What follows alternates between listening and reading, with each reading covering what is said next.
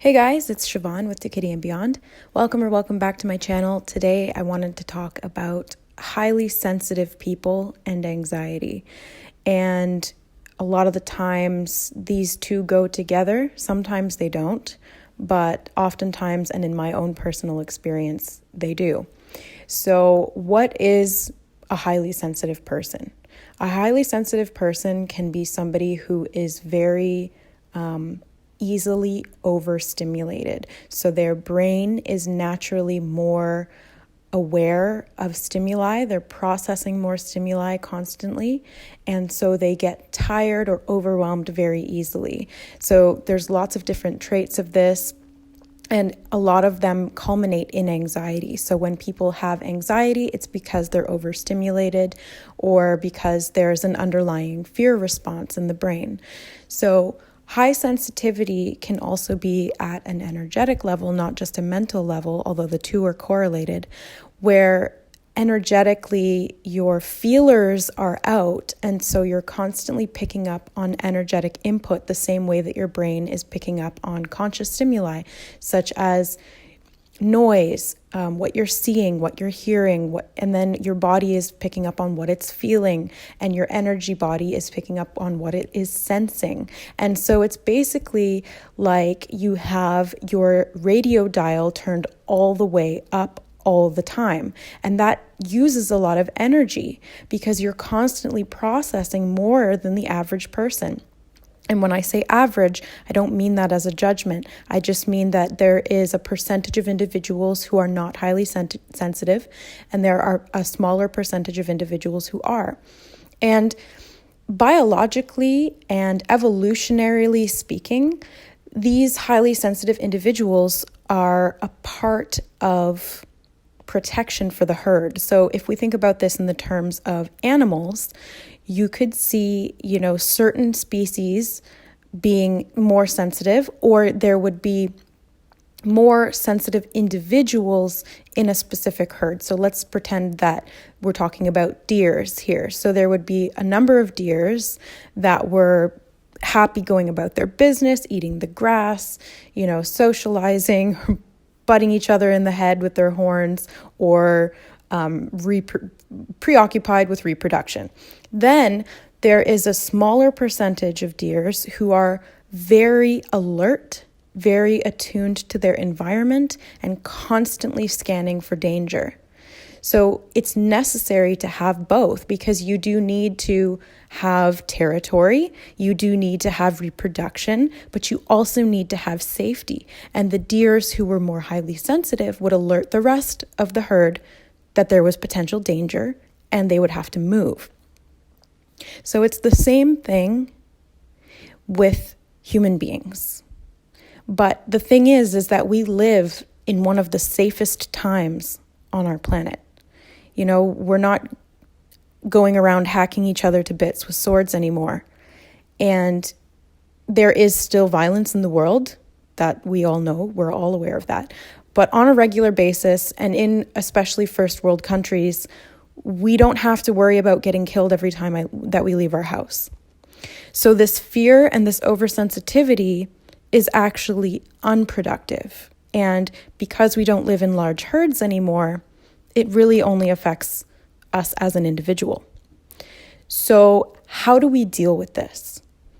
There's lots of ways that you can cope with anxiety. There's lots of ways that you can try to limit your sensitivity. And this can be through meditation to calm your mind, to rewire your brain. And this really works because in people with anxiety, they often have a larger amygdala, which is the center of the brain that is responsible for fight or flight responses. So it activates the fear response, it activates the parasympathetic nervous system to go into fight, flight, or freeze. And this is what triggers physiological results from anxiety, such as a panic attack, hyperventilation, tingling in the limbs, brain fog, freezing, wanting to run away, etc.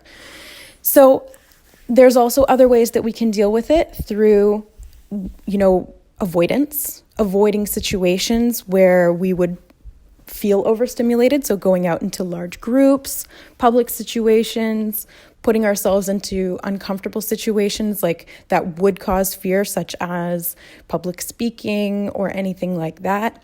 But that's not healthy either, because then we're really just limiting ourselves.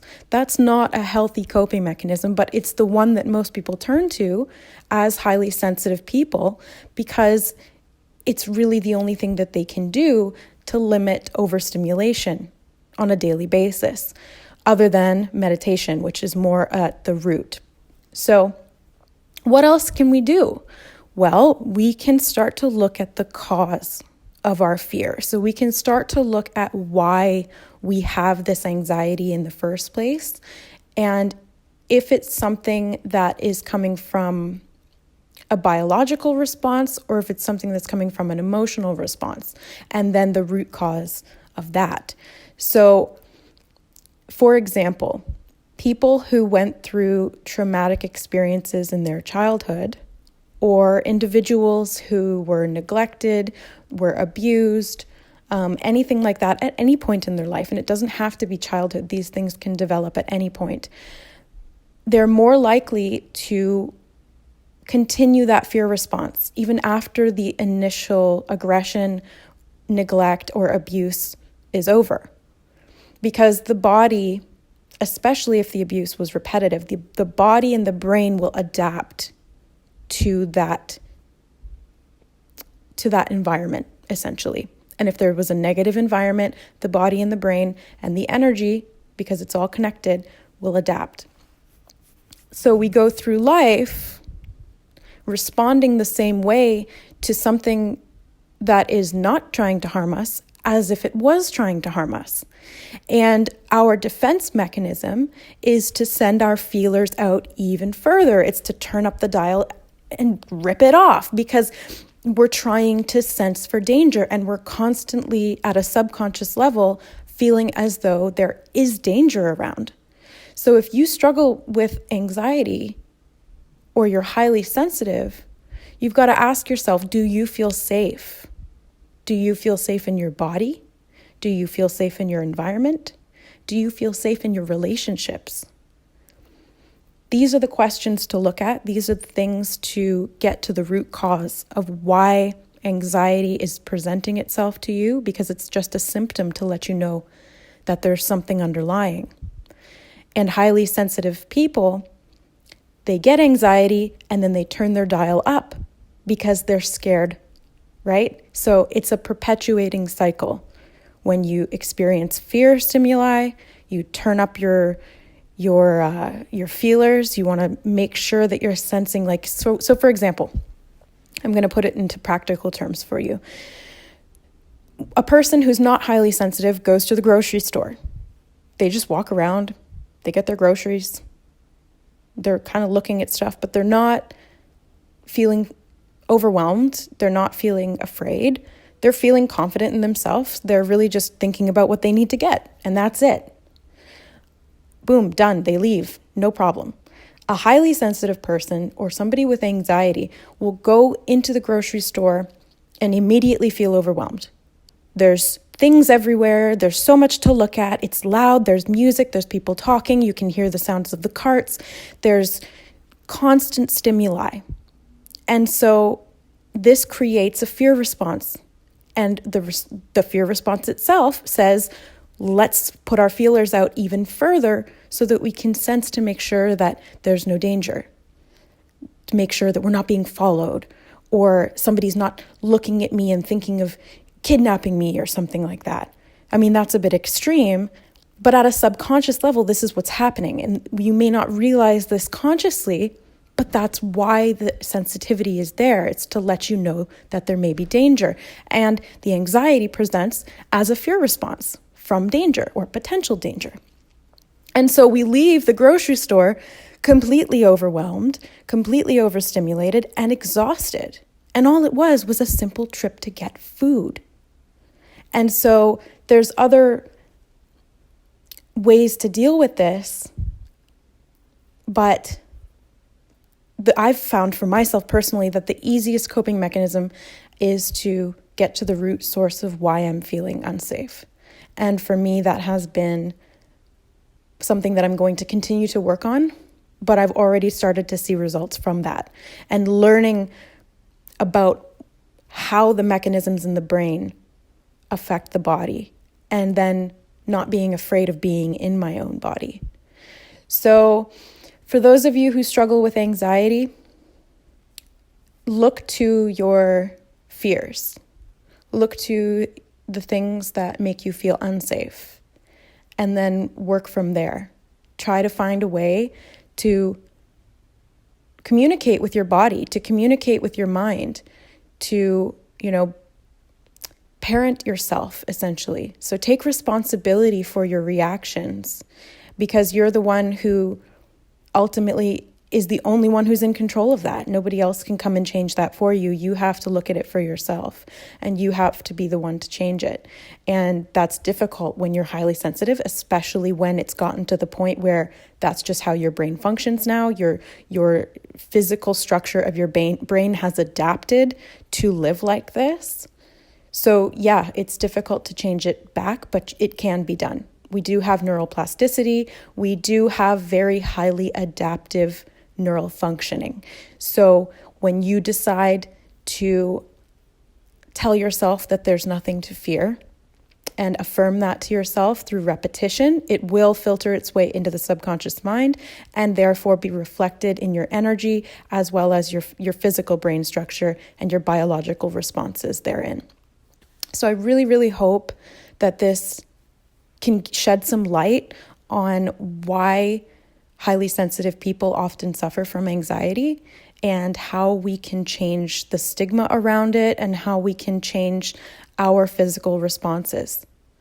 I'm struggling with it right now, and I'm very open about that. Everybody in my environment knows about that. I've had this for as long as I can remember, and I'm working actively to heal the root causes of the fear and the feeling of being unsafe. So for those of you who are dealing with this as well, I'm rooting for you. I know exactly what you're going through. I've been there, and it's scary, but I know that we can do this. I know that we can take back our control and repower ourselves, empower ourselves, because when we feel overwhelmed, we automatically feel disempowered because we're no longer in control.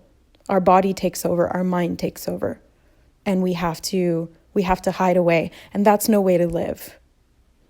So let's take our power back, let's take back our responsibility and take back our control, because we have the ability to do that by also surrendering to faith. So it's a duality between surrender and control.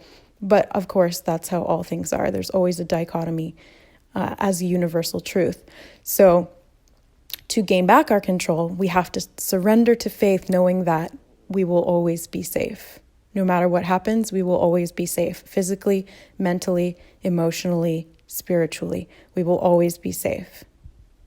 Affirm this to yourself. All right, guys, thank you so much for listening. If you would like to book a reading with me to look deeper into some of the fears that you may have underlying at a subconscious level, tarot cards can be really helpful for that, as they get to the nitty-gritty of the archetypes that are creating the issues or where you're at in your life. Or even better, a Reiki session. So I'm a master holographic Reiki practitioner, and what I do is I specialize in reading the holographic field of the body. So essentially stepping into the aura and translating any imagery or anything that comes through for you. So this can give you access to information that you wouldn't normally have access to, and give you some insight into why you are experiencing what you're experiencing, what led up to that from past lives, what archetypes you embody in this lifetime or in previous lifetimes that you can call upon now, or what's going on in your energetic body, as well as what's going on in your chakra systems, and then balancing that out so that you can mentally, physically, emotionally, and spiritually heal and embrace your gifts rather than fearing them, because sensitivity is a gift in itself. It is a gift, and it doesn't have to be a double-edged sword with a gift and a curse. It can just be a gift. We just have to learn how to work with it rather than allowing it to overwhelm us. All right, guys, I love you so much. We'll see you next time. Bye.